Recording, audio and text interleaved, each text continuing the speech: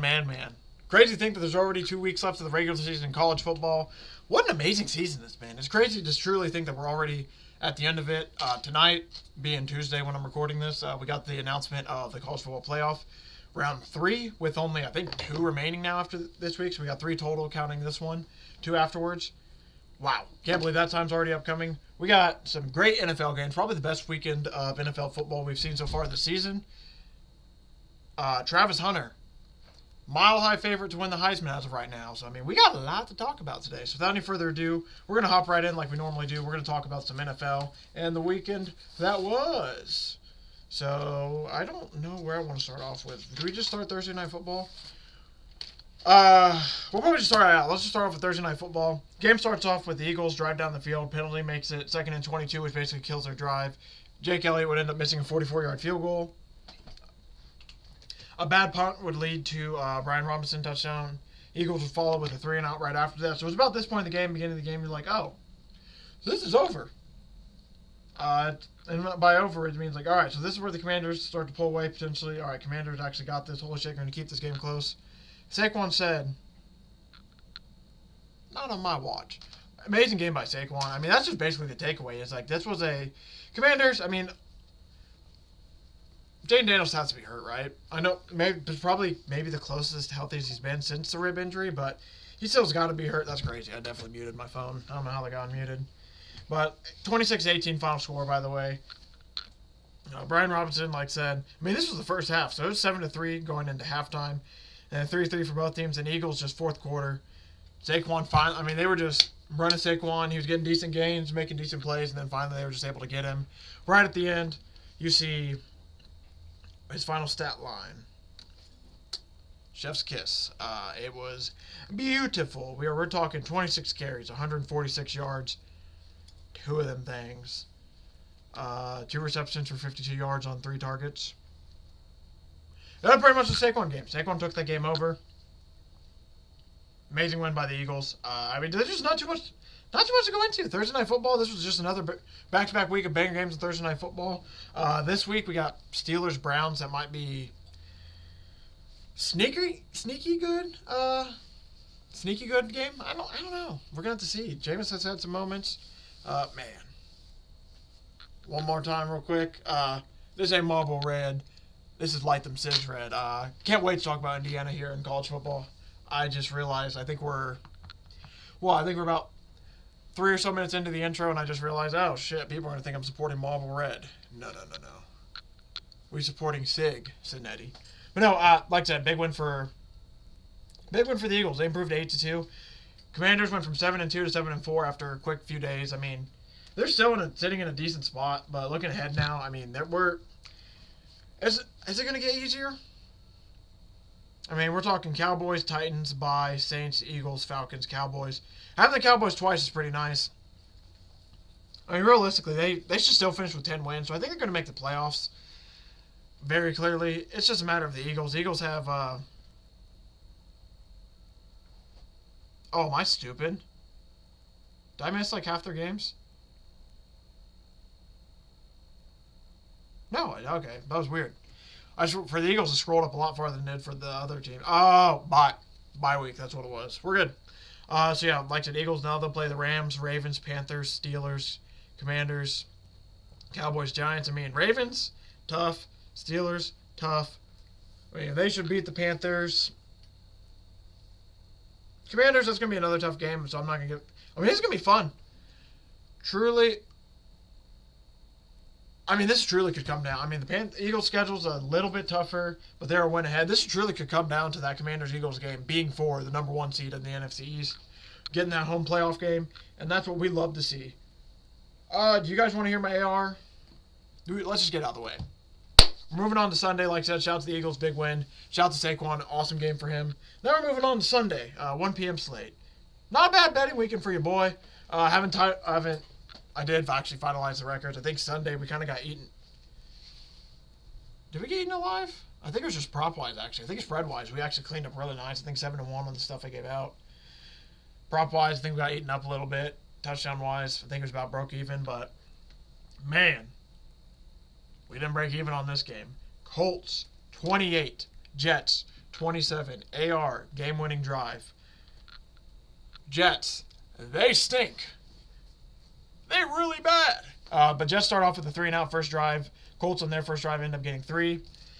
The Colts then wouldn't score until they get an Anthony Richardson tough touchdown run. I mean, he ran Buddy over. I'm pretty sure this is from the first touchdown. If this is not, then I'm still going to show it anyway. Let's see. So the Colts have timeouts left 3. The Colts have 3 points at this point. So, yeah, this is after their first. I mean, you want to talk about body bag. Ran that boy over. I do give credit, though, for the Jets DB for getting in the way, but you're just standing in the way of a runaway train. Anthony Richardson gets a tough touchdown run. This makes it 10-0 for the Colts. Defense playing lights out at this point. I mean, this is some of the best the Colts defenses look. Now, yes, they are playing the Jets. I understand that. But the Colts defense looks really good in this game. Rodgers before the 2-minute warning. It's pretty funny that I wrote this down. But Jets get another 3-and-out again. And before the 2-minute warning. This is 2 drives for a 2-minute warning. So they get the ball at the 2-minute warning pretty much. So the drive before that, so that it'd be Jets. So 2-minute drive. Colts had the ball before that. That previous Jets drive, all the way back there. I mean, we're talking boo. I mean, it was like you got extra emphasis on them boos. Capital B, capital O. I mean, there's like 10 O's. Boo! It's raining down at this point. Rodgers is 5 for 8 for 10 yards. We aren't going to talk about 5 for 8 for 10 yards. We aren't going to talk winning percentages of the Jets quarterbacks as of late. I'm not going to do Aaron Rodgers that dirty. Because it feels like it's just more than him. I mean, they fired Joe Douglas, the GM of the Jets. He got fired this morning. So, spoilers for the NFL news later. But, I mean, this team's just not good. So, they finally get a first down. It's their first down after They finally get the first down after the 2-minute warning, which is the first down of the game to this point. Breece Hall would later then get a touchdown. Breece Hall was pretty much all they had. It was just bad. They're bad. I can't put enough emphasis on that. The Jets are bad. Going into the second half now, AR just gets absolutely smacked. He ends up fumbling the ball tough. You hate to see it. He actually only had 2 fumbles on the day. That was his biggest pet peeve. But other than that, he thought he protected the ball pretty well. Besides that fumble, though, the first 5 seconds of half, I mean, it leads to a Breece Hall touchdown, which is like, oh, shit, the Jets are all of a sudden in the game. I'll give the kid credit. This kid responded great. He had 2 amazing third down throws. I think it was like a 3rd and 13, 3rd and 9 throw, and then a 3rd and 13 throw. And I mean, these are ropes that get there. I mean, you're talking guy catches it, throws the ball back. It's like, fuck, man. He threw some lasers out there. There's one that went off Michael Pittman's, came in so hot. I think he even caught Michael Pittman, oh, damn.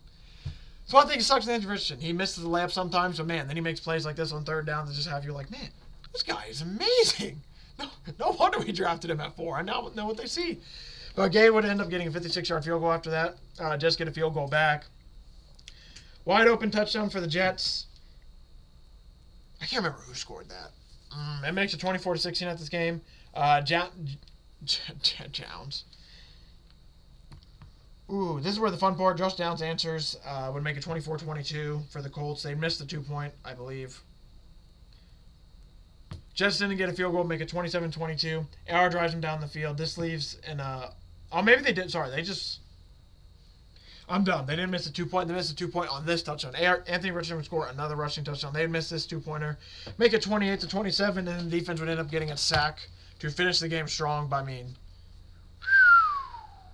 man, please. Anthony Richardson. That boy balling, man. I wanted to read this last drive out to you guys. Just because this was an awesome drive from Anthony Richardson. We're talking drive to finish the game.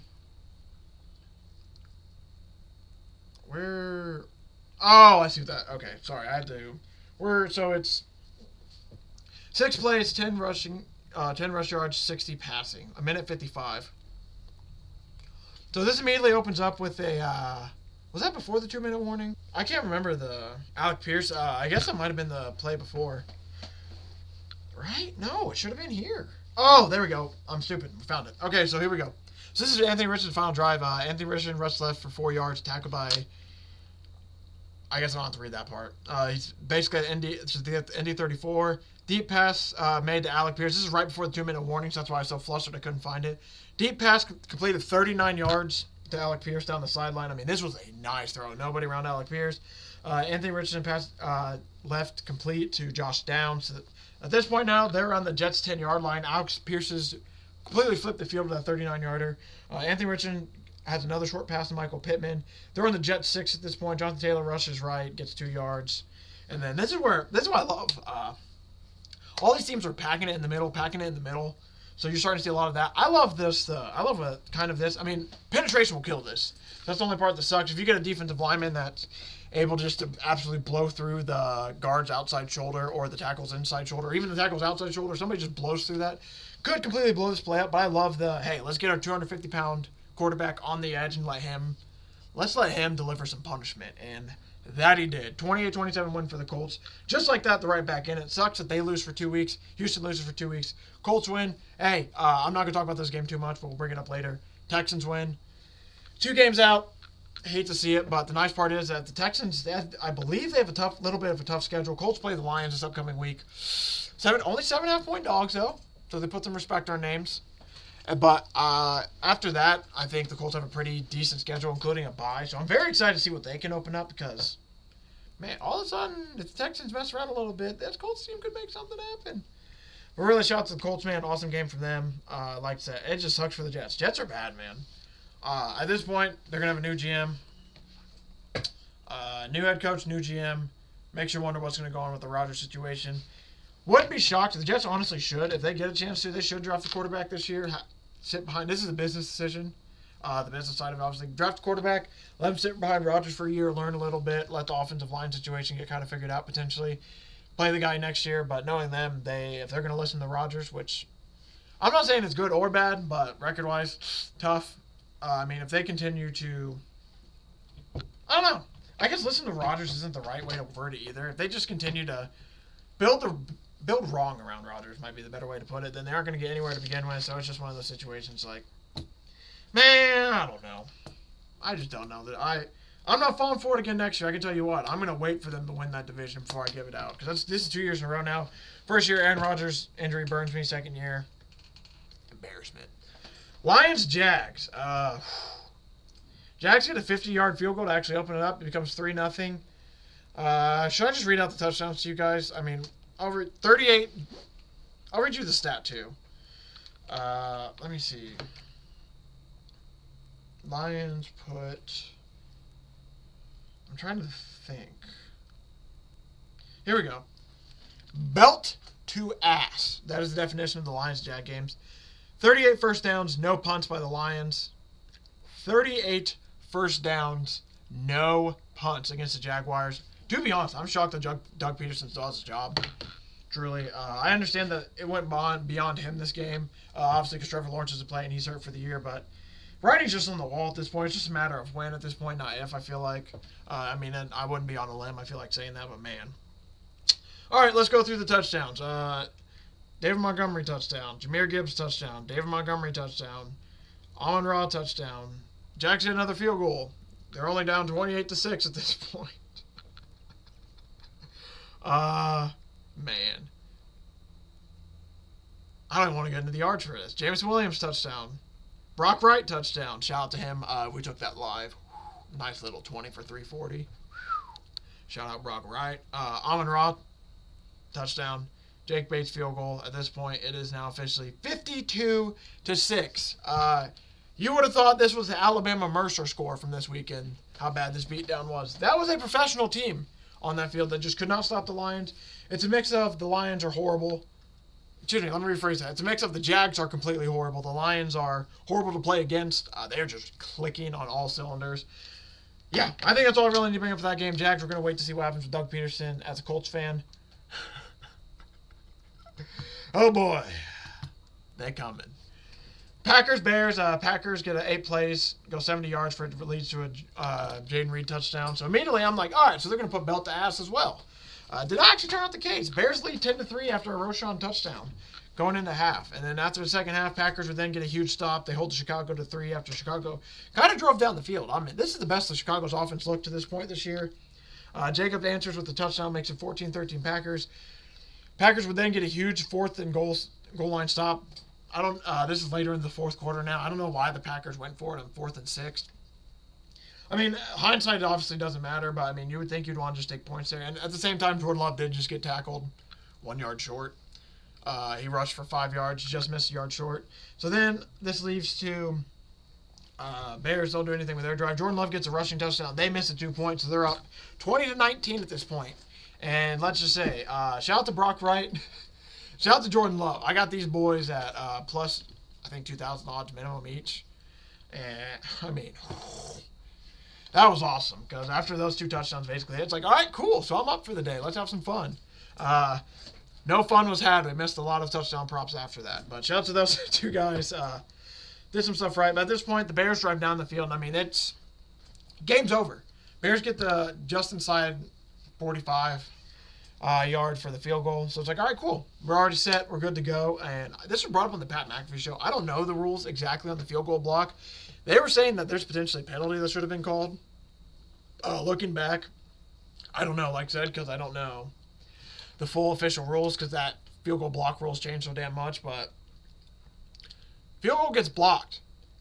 Packers win 20-19. You heard that right. The Bears, I think for the 6th, is it the 6th year or the 6th straight game? I forget which, but they lose to the Packers again. And, I mean, this comes off a blocked field goal. I mean, it's just, this is literally Chiefs territory of how in the fuck did that happen?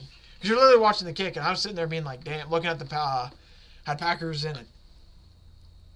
Man, I didn't have them to use. No, it was the money line. We're going to start giving these out, by the way. These things are kind of nice. Anytime touchdown, money line parlay, throw 3 or 4 of those together, you can usually get over 10-1 odds.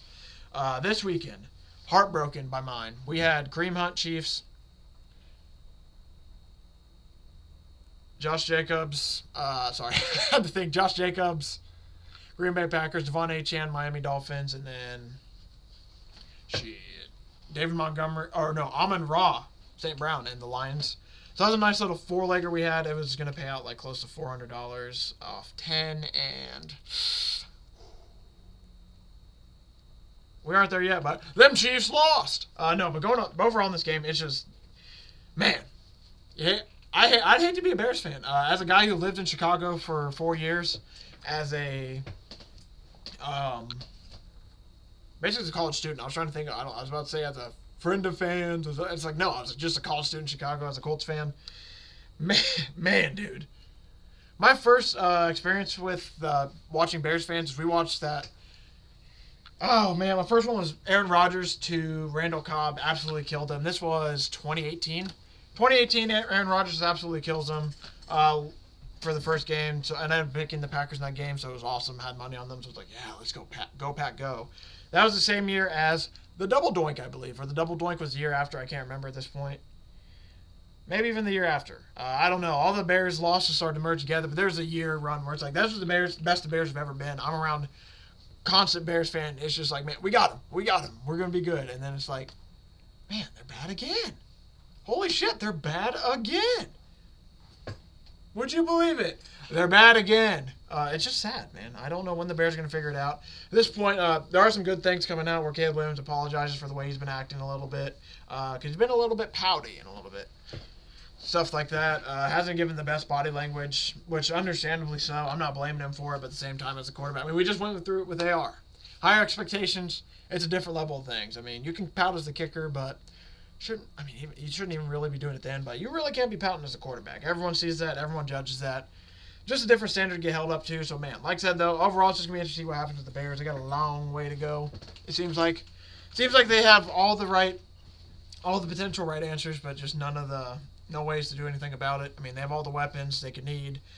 Have a good quarterback now. Have a run game. Have a decent defense. Now they just need to get an offensive line that's a little bit better. And hate to say it, but I don't think Eberflus is going to be staying around much longer. Would love him to come back, though, to the Colts.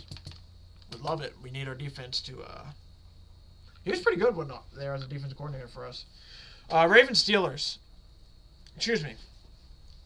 Baltimore Ravens versus Chris Boswell. 18 field goals is what does them in.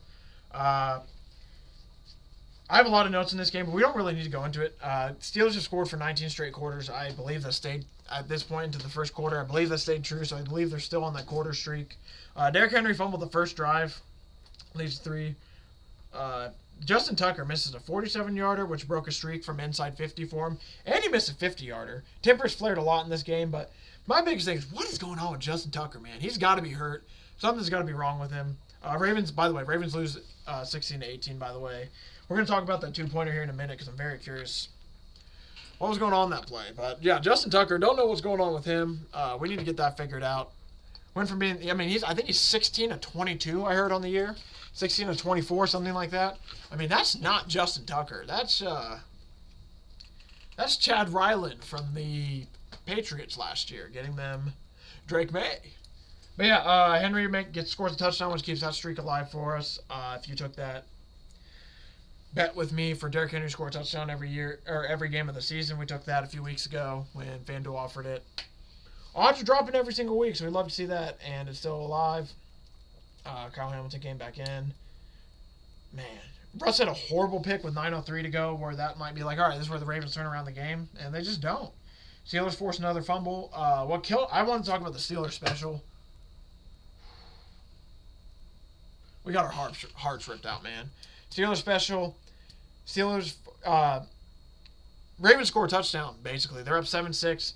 They get the ball back. There's 30 seconds left. I mean, they're literally going to run it out. I mean, there's 30 seconds left. They're on their, 15-yard line. So it's one of those situations like, sweet. So the Steelers, of course, win the game. I mean, this is plus 950 odds. This is a massive, massive banger if it hits. And sure enough, they pass it out to Isaiah Likely. He ends up fumbling. It leads to the Steelers kicking a field goal. So they go up 9-7 going into half. Instead of the Ravens being up 7-6 going into half, nothing should have happened. A huge fumble there leads to the extra 3 points. I'm not going to say that cost them the game, but they only lost by 2. Something to keep an eye on. And as a guy like that, we bet the Steelers special. Fuck. You hate to lose it that way. Even after all the bad and everything that the Ravens had, they still had a chance to win this game. But, man, shout out to Steelers, man. We gave out their win total over, and that is going to be looking pretty clean.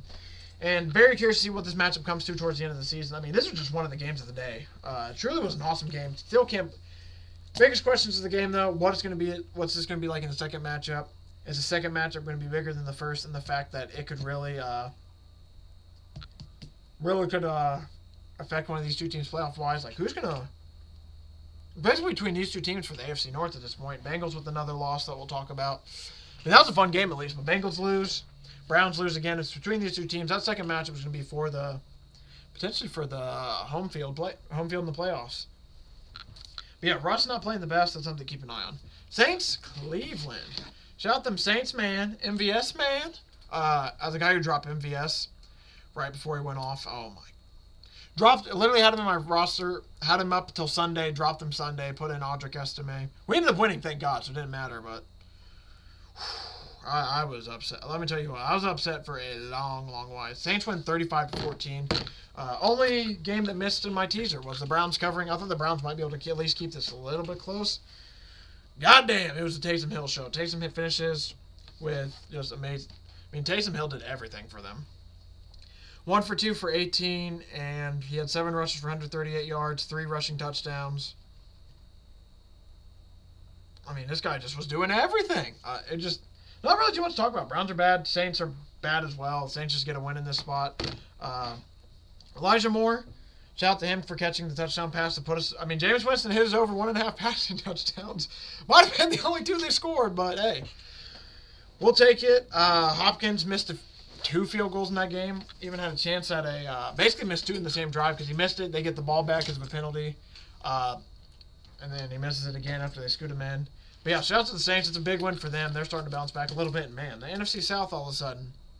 Watch out, man. That shit could get chaotic. And shout out to Darren Rizzi. 2-0 as an interim head coach under the New Orleans Saints.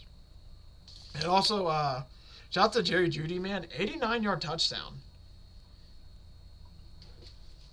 Bomb. We had an 89-yard touchdown and a 70-yard touchdown that game. I mean, woo! Rams Pat, not too much to talk about in this game. Drake May to Kendrick Bourne makes it 7-0 early. Cooper Kupp touchdown makes it 7-7. And then this is basically, the game was close for most of the game. Super close, super close, super close. And then a strip sack of Drake May. They get the ball in the 10, leads to a Puka Nacua touchdown, 14-3 Rams. This is basically where the game got out of hand. That strip sack completely changed it around because then A blown cover leads to another Cooper Kupp touchdown. The Patriots did score a touchdown with their left tackle, which was honestly really awesome to see. Then a blocked blocked PAT made it 28-17, and that ended up being the game. Drake May throws a pick to end it, 2022. Thoughts in the game? I mean, much needed win for the Rams, just a good win for them because, like I said, they just needed it bad. And then for the Pats, I mean, Drake May continues to impress, continues to look somewhat decent. He has flashes and everything. I'm excited. If the Patriots can get some offensive line help, get some weapons, I mean, there's a really, really good chance that Drake May could be a guy. He shows flashes. He also shows that he's still a rookie still. So we're going to talk about some of those odds when we look at season award stuff here in a minute. It sucked. This was, like I said, this was an awesome NFL week. But, man, it sucks. I don't know what to do with some of these awards after this week. It's kind of has me lost a little bit. Vikings, Tennessee. Vikings end up winning. I think it was 23-13. Final score 23-13. Bad. Did I write pitch? Oh. Yeah. Bad pitch leads to Titans ball. Horrible unnecessary roughness call led to Darnold getting a touchdown. Oh, man. I don't want to go into it too much, but I'll admit I don't understand how it's unnecessary roughness. I don't know what else they got to do. But this was on the Sam Darnold touchdown, leads it to be 14-3. It's Vikings, Tennessee. We don't need to get into it too much. Nick Westbrook-Akine gets a 98-yard touchdown from Will Levis, which is honestly pretty awesome. They scored there, and all of a sudden it's like, no way. So this is actually going to be a game, and basically nothing else happens from there on out. Defense kind of holds down Will Levis. I'll admit, didn't watch too much of this game just because it was one of those games. It's like, all right, we're going to bet Vikings -5.5. Ended up being -6.5. Took that too, and we're like, all right, I assume this is going to cover. We'll check in on this game occasionally here and there, but for the most part, didn't need to watch it too much. Vikings handle business, get a much-needed win, bounce back. Titans drop to 2-8, putting themselves right in position for the number 1 overall pick, which is probably where they want to be at this point because I don't know what they're going to do with their season, and I don't know if they want to keep Will Levis. Last game for the 1 o'clock slate, another blowout. Dolphins 34, Raiders 19. Brock Bowers and Jonnu Smith putting on shows at the tight end position. Let's talk some stats real quick. Brock Bowers, 13 receptions, 126 yards, 1 touchdown. 13 receptions, 126 yards, 1 touchdown.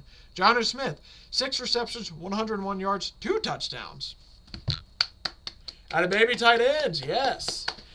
Biggest questions, though. Miami's offense. What the hell's up with it? Seems like people are starting to figure out McDaniel a little bit. Obviously, they're still putting up a lot of points, and I'm judging them harshly in a win, which I know I probably shouldn't do because they won the game, but I don't know. There's a few plays. There's just stuff in that offense. It looks a lot better under two. I will say that looks a lot better, but there's just some stuff that might be figured out potentially, so we're going to have to keep an eye on keep an eye on that as the season goes along. Yeah, I don't need to really talk about anything game flow-wise. Nothing really too exciting to talk about, except for the tight end show. But overall, I mean, Miami's just a team to keep an eye on. They play the Patriots next week. Should win that game, and all of a sudden they're at 5-6, and it's like, okay. Dolphins right back in it because, yeah, Jets are dead, and Patriots are not winning that division. So, I mean, there's a chance for the wild card, obviously, because I think Bills are going to run away with that, which we'll talk about here in a minute. But, yeah, just shout out Miami. Huge win for there. Much needed win. I mean, if we're being real, a lot of these things aren't too shocking. Colts, Jets, I'll admit, that was a little bit of a toss-up. Either team could have won that 1 point. So, I mean, that one was a good win by Colts. Jags, Lions. We knew Jags were winning. Not a shocker there. Just kidding. Lions were going to win regardless. Yeah, Did anybody really pick the Jags to win? I mean, we talked about them Pickem. First time ever in the history of Pickem where I saw 100% on a team. Packers, Bears. All right. Bears ain't beating the Packers. I'm not going to lie. They really should have, though. The Packers played really, really, really bad. I mean, we're going to keep this quiet. The Packers played really bad. Really bad. Packers played really bad. Still somehow won. Ravens, Steelers, that was a really fun game. I mean, that could have gone either way. Saints, Cleveland, we figured Saints would win, so I mean, I don't know. I guess that one is a bad example. Rams, Pats, we assume Rams were going to win. Vikings, we assume we're going to win. Miami, assume they're going to win. There's a lot of those games. Here's another one. Denver, Atlanta. I mean, 49ers, Seahawks, we assume 49ers are going to win. Fun game. This game, not too fun, though. Denver, Atlanta, Lucas Kroll opens it up with a touchdown. Gets it going early. Koo would then get a field goal for the Falcons, and then it was 7-3 Broncos, but then that shit just began to blow up. Bo Nix. Holy hell. Guys looking nice, man. You want to talk about chef's kiss? The Bo Nix going from plus 1,200. And this is also why I want to bring up some of the odds again today, too. It's Bo Nix last week, plus 1,200 to win Offensive Rookie of the Year. And guess what? Now he's plus 300. Probably plus 400 now. I think it bumped up a little bit. But, man. Wow. Shout out to Bo Nix. I mean, he just played awesome. There's a wild fourth down catch that looked like it was a drop, but ended up being a catch. I can't remember the play exactly, but it was wild.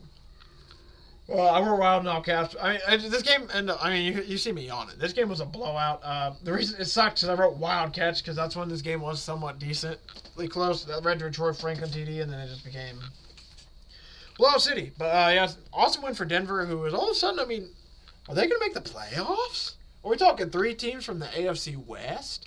That Denver, keep an eye on the Denver Broncos versus Indianapolis Colts. If both teams keep playing the way they are, that's a mini playoff game in the regular season because both those teams are kind of fighting for a similar spot. I'm not going to lie to you. Woo! Just how my heart's skipping beat. I won't lie to you. So there's a little, I use OBS when I record. So there's a little red dot in the bottom corner that lets me know when I'm recording and everything. I was looking at the live one. I haven't had a chance to go live. I haven't had a chance to go live yet, I don't think. I can't wait, man. Stuff's in the works. But that's a wayside note. But anyway, so like I said, there's a little red dot that lets me know when I'm recording and everything. Looked over. The area was gray. So I'm sitting there, it's like, dude, have I just been talking to myself for 30 minutes? I was about to flip shit. And I looked over, and it was thankfully, like I said, just the live thing. Let me know, like, hey, you aren't live, bud. Woo! That could have got bad. Last 2 4-call games end it. 49ers Seahawks, 3 for the Hawks, make it 3-0. Purdy then gets a rushing touchdown to make it 7-3. Another field goal to make it 7-6. After this, I think it was 7-6 going in the half. This was a really low-scoring game. Geno throws a pick on the opening drive. And, I mean, at this point, it's like I said, it's in the second half. You think this game's going to be over. It's just, you would think it would be over. Excuse me, let me rephrase that. You would think it would be over at this point, but somehow it's still a game. You're looking there like, there's no way. Yeah, so you're sitting there, it's like, there's no way they're still in this game, right? Bosa ends up hurting his hip, I think. It's a hip pointer thing. We'll double check in the news to see if they came out with anything about that. But yeah, it then ends up with Metcalf gets a big play. Jason gets a big play. This would then lead to a... Who?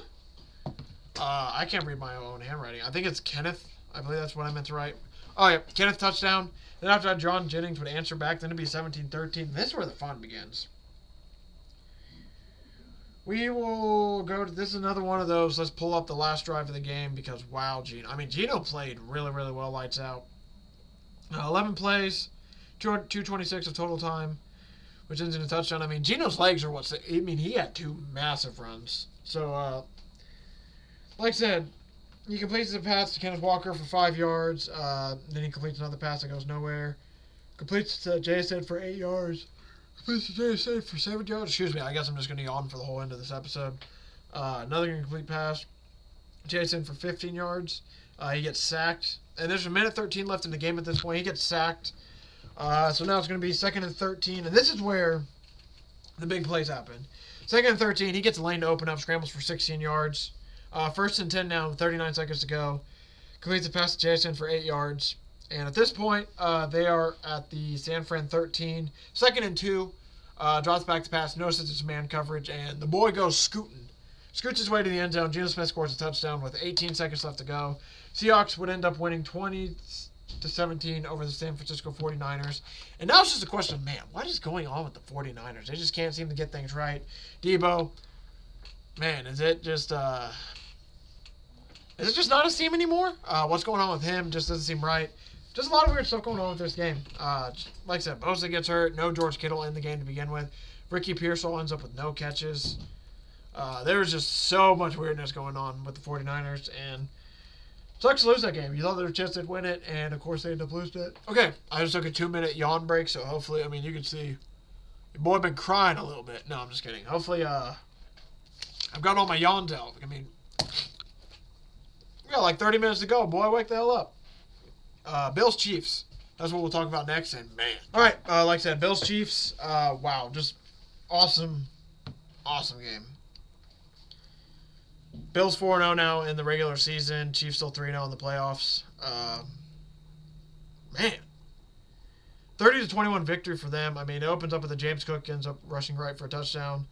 Xavier Worthy ends up getting a touchdown answer right back. So, Tyler Bass actually missed a PA too. I forgot about this. So, 7-6 lead for the Chiefs.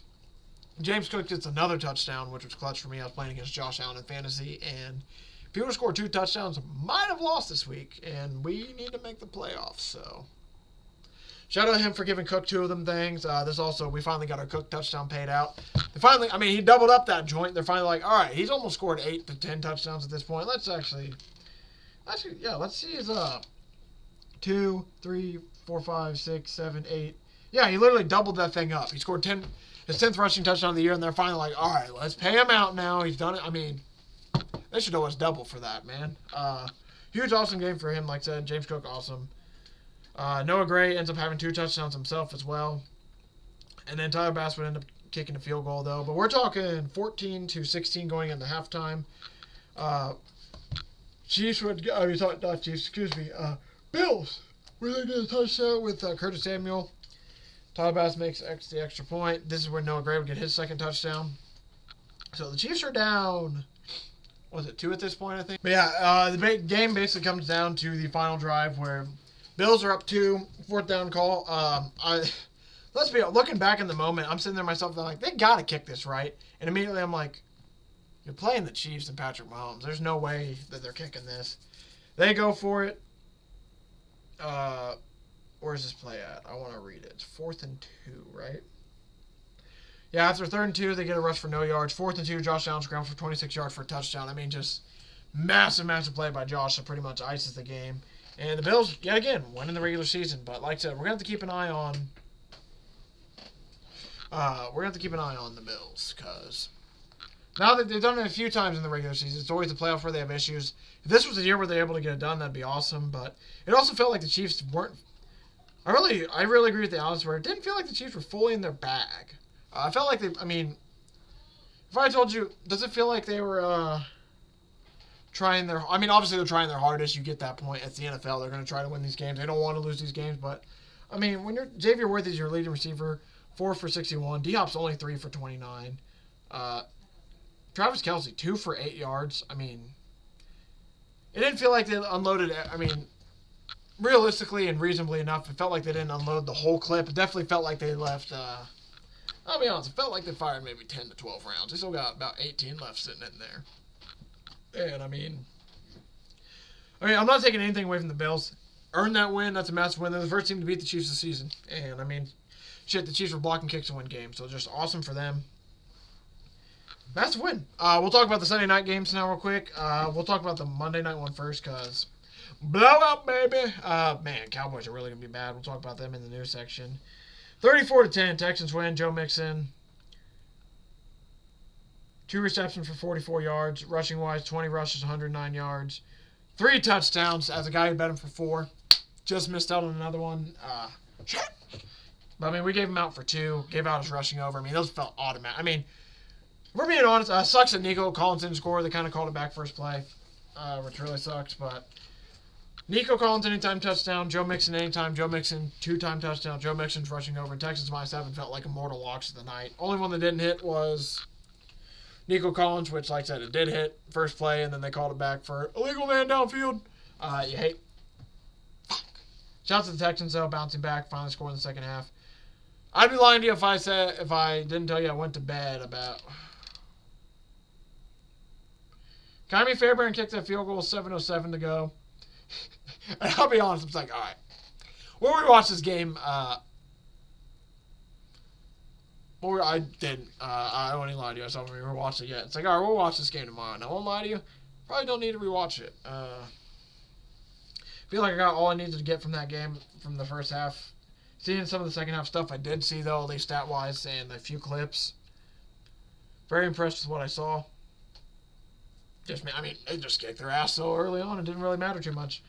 When you have Cooper Rush throwing 32 for 55, 354 yards, not bad, but you haven't thrown that many times, yeah. They went for a fake punt early on that didn't really work. Not the best games. But you want to talk about a game, man. Sunday was just banger, banger, banger, banger, banger. Set us up with a perfect banger. 34 Chargers, 27 Bengals. Will Dissly opens up the scoring with a touchdown after Evan McPherson field goal, so 7-3. We got Evan McPherson gets another field goal. Sorry, it was loading for a minute. Quentin Johnson would then answer with a touchdown. J.K. Dobbins gets a touchdown. And, I mean, shit. We're talking 24-6 in the first half. Yeah. There was a roughing the passer call I wasn't the biggest fan of. We don't even need to talk about that. It ends up not mattering too much in the game, I don't think. But overall, like I said, 24-6 first half. So you're just sitting there. It's like, how is this going to become a game? So that's what I'm trying to figure out in my head. It's like, how is this going to become a game? Cameron Dicker gets a 53-yard field goal against. Now it's 27-6. It's like, okay.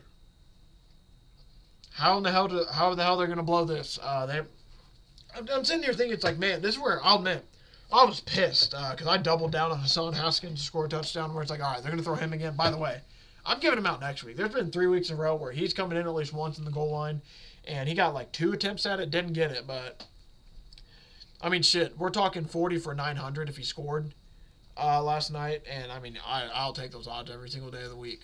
He's like plus 2,200 before the game, like 2 drives into the game, he's plus 2,200.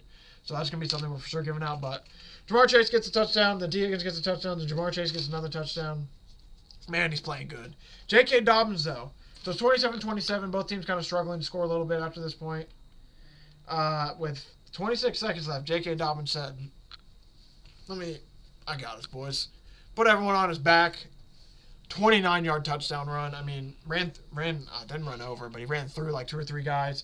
Ends up scoring, gives the Chargers a win. I mean, if this was the Chargers with Brandon Staley, under Brandon Staley, and with anyone before Brandon Staley, they lose this game. No way they win it. Harbaugh, though, finds a way. I mean, it seems just find a way to win. It's unbelievable. Also, like I said, though, big win for the Chargers. This was a massive win, much needed win. Joe Burrow is now gets 20 for 50 for 356 yards and 3 touchdowns. Justin Herbert is 17 for 36 for 297 and 2. I mean, not a bad game from either. Chase Brown, 22 carries for 86 yards. J.K. Dobbins, 11 for 56. But yeah, Chase Brown is for sure the workhorse. We have not seen much yet from Khalil Herbert, but man, are the Bengals the best 4-7 team in NFL history? Man, they definitely could use some of those wins. But I mean, we're talking loss to the Patriots. That's horrible. That loss to the Chiefs is pretty bad. Loss to the Ravens twice just hurts. I mean, man, there's definitely some losses they wish they could have back. It's just tough, man. But yeah, that's going to do it for score-wise. We're going to Bipocalypse next week. So like I said, we do a quick look ahead. Thursday night, we got Steelers-Browns, but then we're looking at Lions-Colts. Give me Colts, baby. Colts, baby. We got Bucks-Giants, Titans-Texans, yay. Patriots-Dolphins, Cowboys-Commanders. Oh, so big division week, as you can see. Cowboys-Commanders, Vikings-Bears, and the good old Chiefs-Panthers. Banger of a division game. Just getting that division. Broncos-Raiders, Cardinals-Seahawks, 49ers-Packers, Eagles-Rams, Chargers-Ravens, and then you got the Falcons, Saints, Jets, Buffalo, Cincinnati, and Jacksonville. All on bye. Quickly to go over some news. We talked about Joe Douglas being fired. Jones McCarthy hasn't lost Cowboys locker room. Makes sense. Des Bryant says Cowboys should fire everyone, hire Deion Sanders. I don't even know how. I don't think the Cowboys will. I'm not gonna say I don't think Deion would be a good NFL coach. I just don't think he needs it. I mean, he's so much more impactful in college than he would be in the NFL. Texans and Cowboys lose 5 straight. Haven't won a game at home yet. Got a fun stat for you to read there. Debris fell from everything's going wrong for the Cowboys. Jordan Brooks is going to make his season debut next week. Jonathan Brooks, excuse me. Very, very excited. I don't know how much he's going to play. I still can't get over. I still can't get over how the torn ACL in like my lifetime alone went from like, damn, his career might be over, to now guys are getting drafted with it and still being fine. Very excited to see how he's going to do. I don't know how much they're going to utilize him, but they need to figure out what they got in him. They did draft him in the second round, so they're definitely going to use him. Chase frustrated with late game woes. Asked ask the coaches. By the way, such a shocker. Tommy DeVito starting for the Giants. We talked about Daniel Jones probably getting benched. That one's not too surprising. But the fact that they aren't going Drew Lock, they're going Tommy DeVito. They're going for that number 1 overall pick, maybe. And the more we think about it, Shedeur Sanders. Is he going to be number 1? But yeah. We're going to leave that. I think that's good for the NFL news. Not too much to talk about that we haven't talked about already. Crazy. I mean, about 50 minutes in, and I'm just now getting close to college football. It's probably a little bit less with all the cuts and everything. Crazy. So we'll probably save some of the NFL betting stuff future-wise for tomorrow, but just to look. Cause yeah, like I don't need to go over the Super Bowl odds because it's way too early for that. Division-wise, you're looking at Texans minus 1,400, not shocking. Steelers are minus now 160. Ravens are plus 130. Chiefs are minus 1,200. Eagles are minus 550 in theirs. Falcons minus 410. I might jump on the Bucs if I'm people. I did jump on the Bucs myself, plus 400. I mean, look at their schedule. They got a really, really easy schedule coming. That could be a decent one. Lions are minus 470, and this is the most fun division. Cardinals minus 110, 49ers plus 300, Seahawks plus 500, Rams plus 500. I got a ticket on the Rams, but oh man, I took that 2 weeks ago before they had a bad loss. Man, I'm still hurt about that loss, but I mean that's crazy. That's going to be a really, really fun division to watch. Season leaders, I got nothing for you here. Looking like Joe Burrow's a favorite for the passing yards. Understandably so. Geno's right behind them. Then Brock Purdy at plus 500 behind them. Takeoff minus 130 for most regular season rushing yards. Derrick Henry plus 100. And then there's Josh Jacobs at plus 3,800. So it's Saquon and Derrick Henry versus everybody else. Receiving wise, you got Jamar Chase minus 105. Justin Jefferson plus 100. Then you got CeeDee Lamb at plus 1,100. So that's another two-man race at this point right there. Damn. Rare season passing touchdown. Yeah. Season awards real quickly. MVP, I truly don't know. I lean taking Patrick Mahomes at 12-1 just because of the odds, but probably going to be Josh Allen. Jared Goff still has a chance. I might take Jared Goff, actually. We might sprinkle on Jared Goff. That might be one to think about, but that 5-pick game's going to be tough.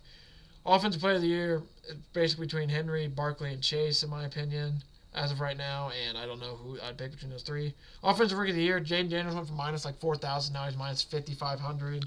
Bo Nix plus 1,200 to plus 400. Brock Bowers at plus 1,800 isn't horrible at all, just I don't know if they're actually giving it to him. Defensive player of the year, minus 160 for TJ Watt. Chris Jones is plus 1,100. Nick Bosa plus 1,300, so on. Then defensive rookie of the year, Jared Verse is the favorite with Quinion Mitchell plus 210. Then you got Lassiter and Latu at plus 2,500 behind them. Comeback play of the year, I bet J.K. Dobbins at... I think I got it at pretty good odds, because right now it's plus 340. I got it at plus 900 before the game. Hey, that's I'm not going to lie, I'm going to pat myself on the back for that one, because that's not one. I didn't think the number would jump that drastically. That was just one I took, because I'm like, out of all the guys there, I mean, we're talking J.K. Dobbins, Joe Burrow, Kirk Cousins. Joe Burrow, Kirk Cousins, kind of between them. It's not going to be one of them. It's going to be J.K. Dobbins. Kyler has been playing well, but he's basically the only non-quarterback up there. So it's kind of like, I don't want to take a quarterback for this award, but let's take J.K. And like I said, now he's plus 340. If he can continue to string along some good games, I don't see why he shouldn't be comeback player of the year with all he's gone through. And then coach of the year, who the fuck knows, man? There's like 8 coaches that deserve it. It never goes to the right one. It feels like it goes to the coach that deserves it like 8th most. So like Andy Reid should always be coach of the year. Tomlin should always be coach of the year, stuff like that, and they're never up there. Tomlin actually is the favorite right now, but yeah. Jim Harbaugh is up there as well. Harbaugh, Campbell, and Tomlin are the 3 favorites. Those are probably my 3 to make it, and I wouldn't be shocked if somebody like Dan Quinn ends up winning it. Just too crazy. But man, now let's talk some college football. Yeah, college football. Gonna be a fun week, man. This is gonna be the fun weekend upcoming. Last weekend, let's be honest, not the most fun of games. There's some fun action, but game-wise, meh. So. We'll just quickly burn. I'm not even gonna break it down. We're just gonna burn through scores because regular season is basically over at this point. We don't need to spend too much time looking in the past. We got to focus on what's coming because we got 2 weeks until the most important shit. So, like I said, there's no important games Tuesday. Got a lot of action. Nothing to talk about there. Wednesday, more action. Miami of Ohio, doing good for us there. Washington beats UCLA. Good one for them there. Penn State blows out Purdue. Notre Dame fails to cover against Virginia with 27 seconds left to go. Liberty survives the scare of UMass 35-34, and then UMass fires their coach, I think, right after the game. Then what's crazy is I actually heard this on people I listen to and some people I respect that. There's people inside of UMass talking like, we should not be an FBS team. We should be an FCS team, which is crazy to think about because obviously they don't have the best of FBS seasons because they just don't have the talent. But it'd be very interesting to see how they would be as an FCS team. Like, would it be that much of a difference at Sorry about that. I just had to show off the Circus Ignite real quick. No, but is it that much of a difference that they'd win a shit ton of games? I would assume so if that's the case, but man, probably wouldn't get the same amount of talent. Texas wins 20-10 over Arkansas. Colorado 49-24 beat down at Utah. This game did get close for a little bit, and then Colorado was able to do what they needed to do and pull away. Travis Hunter, amazing fourth down catch. That boy might win Heisman. He is a freak of nature. We're seeing some truly special that we might not see again for a long, long time. Ohio State beats Northwestern bad. Clemson wins 24-20 over Pitt. That was scary for them. Navy loses their quarterback, loses to Tulane 35-0. That's a Kentucky wins there. Blowout. Jacksonville State hangs on the win. Mercer, Alabama. That was the score. Hey. Mercer scored more points than the Jags did on the Lions. Michigan State loses 16-38 to Illinois. Florida 27, LSU 16.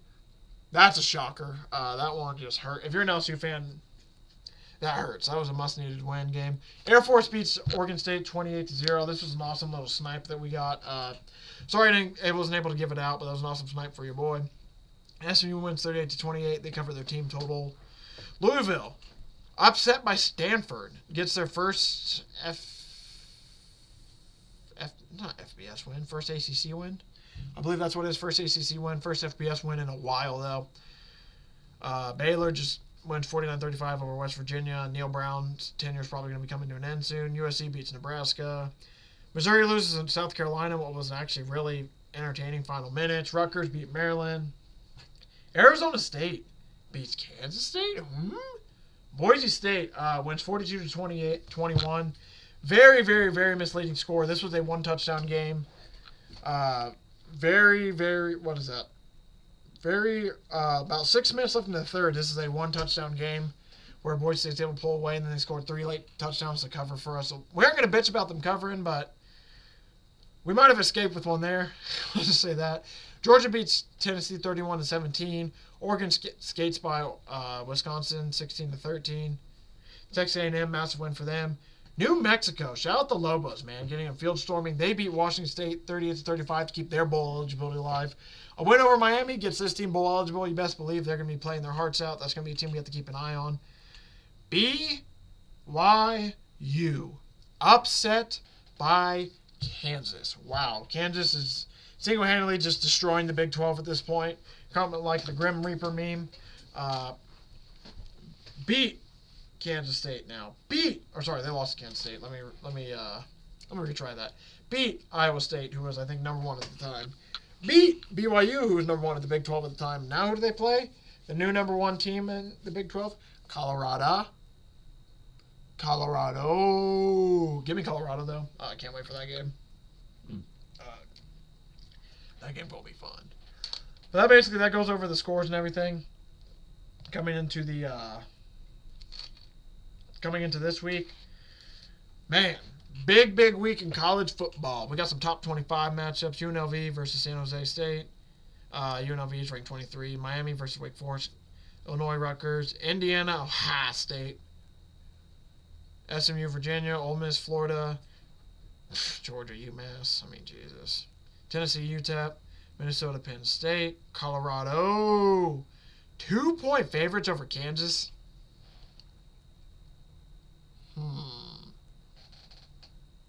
Only 2-point favorites over Kansas. Let me,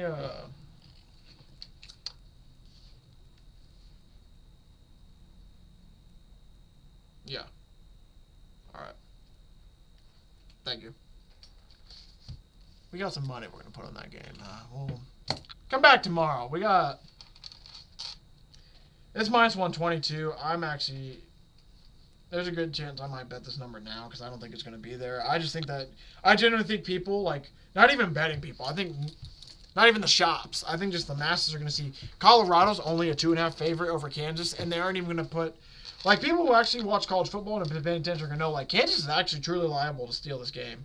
But very similar... I mean, I just love the number, personally. Especially after betting Colorado, like, 7, 6...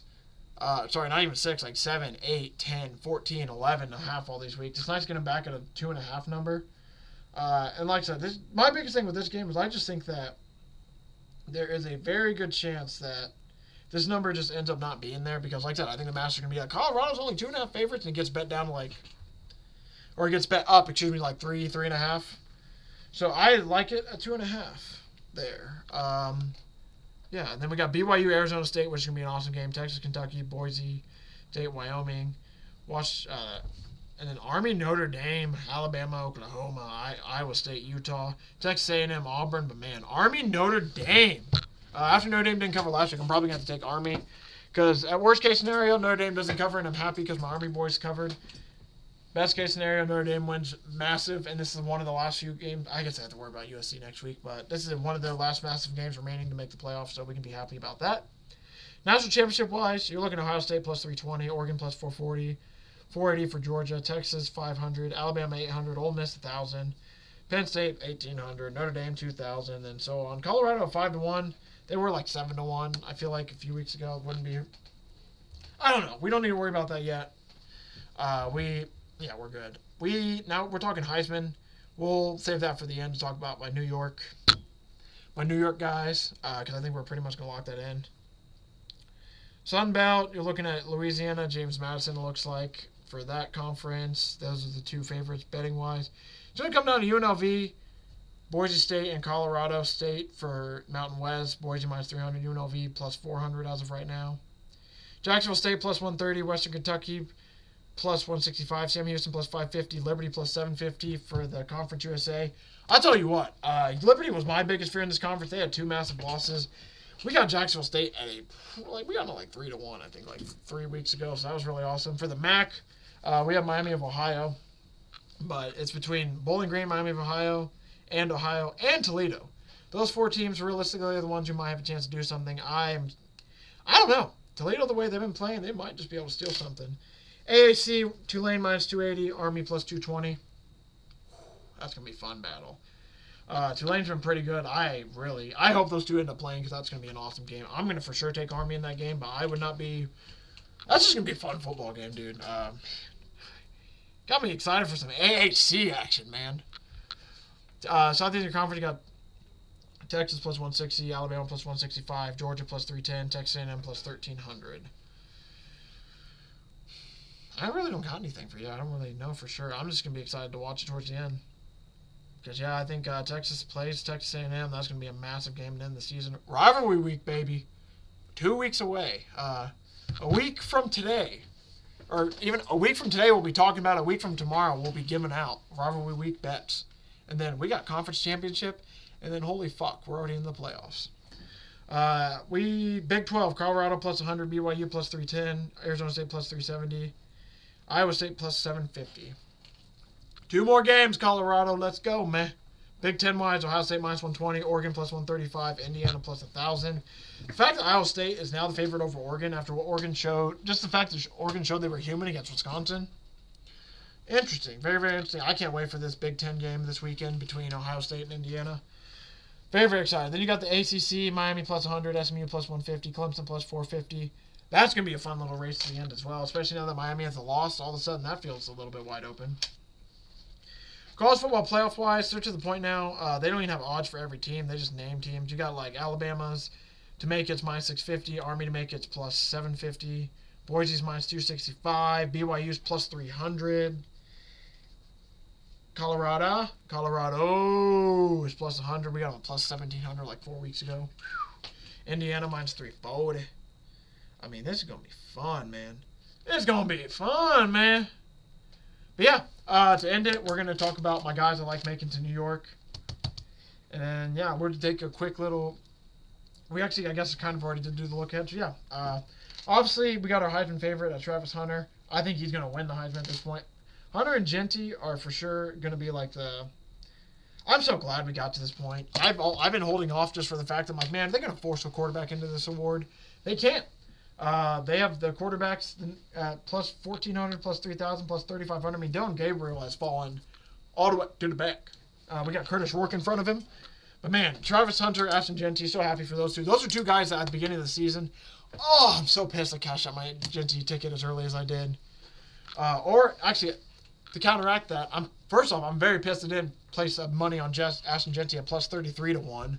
I did end up placing 17 to 1, cashed it out probably 3 weeks earlier than I should. If I waited 3 more weeks, probably could have got an extra 50 out of it. But, man, we got Travis Hunter, so we ain't complaining. But Travis Hunter, Ashton Genty, so those two, I think, are obviously going to be favored. We got Curtis Rourke. I think that he still is going to make it to at least New York with how good Indiana's been. Cam Ward, I don't want to take anything away from him. I honestly would flip him and Rourke. I actually spoke Rourke first. Dylan Gabriel, I am willing to drop off. Let's see. Do we want to make two teammates? Bryson, I wanted to put Bryson Daly in there, but he's kind of low. Just for this week to have some different names, let's throw in Shadur Sanders. Just to throw in a different name. I liked the way he played last week. I thought he had a really awesome game. So yeah, last week he said Hunter. We got Travis Hunter, who was the minus 110 at the Heisman favorite. Then we had Dylan Gabriel, who I said was a lock to make it, and I ain't got him in anymore. And then we got Ashton Genty. So Hunter, Gabriel, and Genty were all locks to make it. Then I had Ward and Rourke. So now going to this week, I'm going to go Hunter and Genty are still the locks to make it. I want to say Cam Ward's a lock to make it. I still think he's going to at least make it to New York. Curtis Rourke and Shadur Sanders are the ones I'm not for sure on. I think Rourke should make it. And then that fifth spot I can't figure out at this point because of all the shuffle. It's going to come down to just one of these quarterbacks damn near getting in between Milroe, Dylan Gabriel, Jackson Dart, Cade Klubnik, Drew Aller, Shadur Sanders, Will Howard, Bryson Daly. It's all quarterbacks down the list. Quinn Ewers, Carson Beck, Riley Leonard. And then we get to Jeremiah Smith. So it's going to be a quarterback there. I just can't put my mind on who. Thank y'all for watching. Thanks for the support. Really do appreciate it. Crazy, man. 2 weeks left. We got 2 weeks of the regular season left. Wow. Unbelievable. Tomorrow we got Pickem. NFL bets, college football bets. Wow. I can't believe how quick. This season's been flying by. It's been a fun season, man. We've had some really good. We've been doing pretty good. It's been a fun season. I'll end it with this because we haven't talked about it on the show. Pending Monday night records. So, straight-wise, college football, we are 66, 57, and 1. College props, 11 and 8. Have yet to hit a college football nasty boy. That hurts. I don't lie to you. We hit like 3 last year in a row to end it. That at least got some money. But the fact that I haven't hit 1 this year, I feel disgusted with myself. I can't even just find anything. Pick'em-wise, we're 112 and 54 in the Pick'em series. 112 and 54. If you're betting just straight money lines, I know some of those would be ass. We're doing great. NFL straights, we are 54, 40, and 1. NFL touchdown scores, we are 93 and 95 now? 93 and 95 or 93 and 96. Not too shabby for how many I give out. And then player prop-wise, we're at 60 and 47. And then for the NFL Nasty Boy, so like I said, we're 0-12 in the college Nasty Boy, down about 180. NFL, we are 4-21, up $479 in the Nasty Boy. Just been a minute since we hit, so we got to get back on track. But like I said, thank you all for watching. Thanks for support. Really do appreciate it. Been a lot of fun, and man, we'll be back here tomorrow in this feed to go over, like I said, Pick'em, NFL bets, college football bets. Wow. Season's flying by. It's been a lot of fun. We got an episode coming Friday, potentially, as well. I'm appearing on Rowan's show Thursday. Friday, I should have a boy with my show. Just kidding. I should have a show with my boy. We're going to talk a little bit of NBA. I haven't got in touch in the NBA this year. Got some actual exciting storylines in there, so we'll bring that up. But that's on Friday. Rowan's on Thursday. Tomorrow, we got Pick'em, baby.